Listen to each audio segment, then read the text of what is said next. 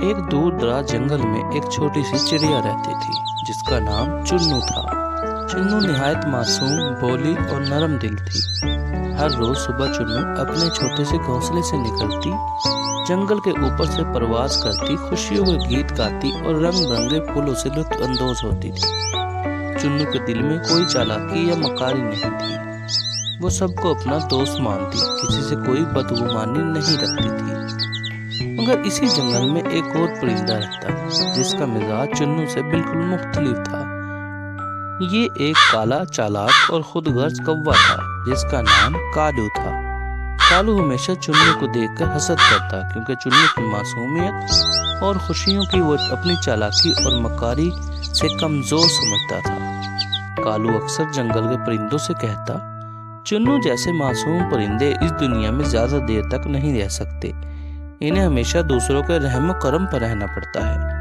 کالو کا حسد دن بدن بڑھتا جا رہا تھا۔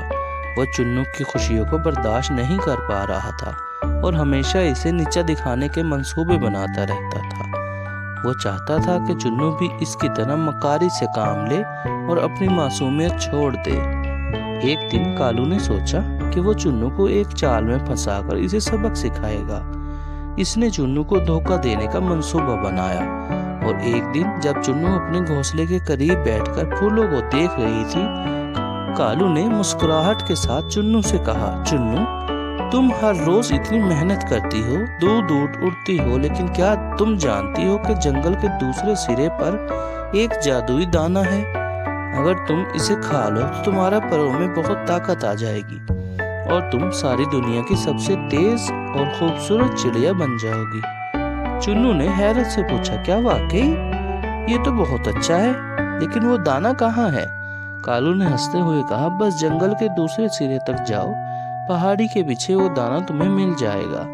چنو جو ہر ایک پہ بھروسہ کرتی تھی فوراً کالو کی باتوں میں آ گئی اور اس نے اپنا سفر شروع کر دیا۔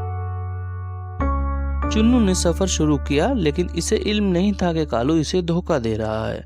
راستے میں اس نے کئی مشکلات کا سامنا کیا۔ سب سے پہلے تیز ہوا نے اس کی اڑان کو مشکل بنا دیا۔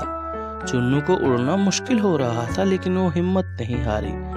پھر جب وہ پہاڑی کے قریب پہنچی تو وہاں کانٹے دار جھاڑیاں اور بڑے بڑے پتھر اس کے راستے میں آ گئے۔ وہ تھوڑی دیر تک رک کر آرام کرتی اور پھر آگے بڑھنے کی کوشش کرتی۔ اس کے دل میں ایک ہی بات تھی، مجھے جادوئی دانہ ضرور ملے گا اور میں سب سے طاقتور چڑیا بن جاؤں گی۔ چنو کو سفر کرتے ہوئے دیر ہو گئی تھی اور اب وہ تھک چکی تھی۔ اچانک اسے جنگل کے کچھ پرندے ملے۔ ان میں سے ایک طوطا، ایک خرگوش اور ایک ہرن تھا۔ طوطا بولا، چنو تم کہاں جا رہی ہو؟ تم اتنی تھکی ہوئی کیوں ہو؟ چنو نے انہیں کالو کی کہانی سنائی اور بتایا وہ جادوئی دانہ لینے جا رہی ہے۔ یہ سن کر طوطا اور دوست ہنسنے لگے۔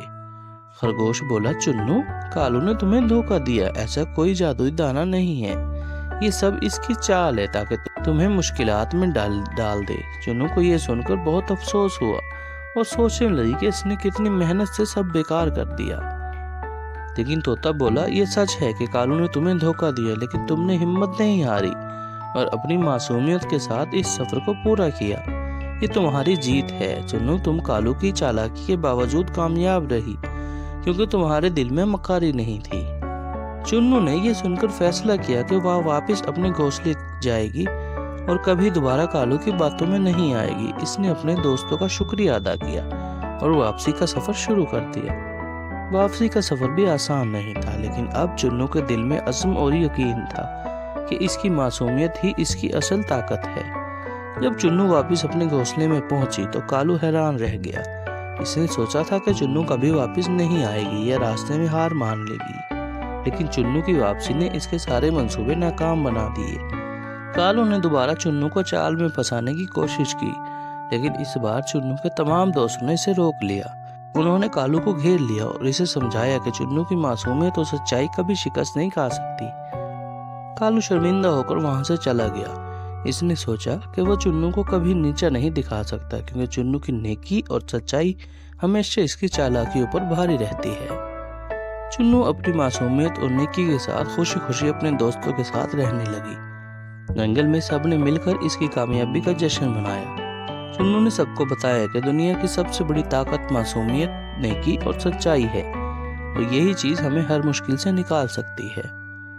بچوں، یہ کہانی ہمیں یہ سکھاتی ہے کہ زندگی میں چالاکی اور مکاری سے وقتی طور پر فائدہ ہو سکتا ہے، لیکن نیکی، سچائی اور معصومیت ہمیشہ فتح یاب ہوگی۔ اگر دل صاف ہو اور نیت سچی ہو تو کوئی بھی چالاکی یا دھوکہ ہمیں شکست نہیں دے سکتا۔ ملتے ہیں اگلی ویڈیو میں۔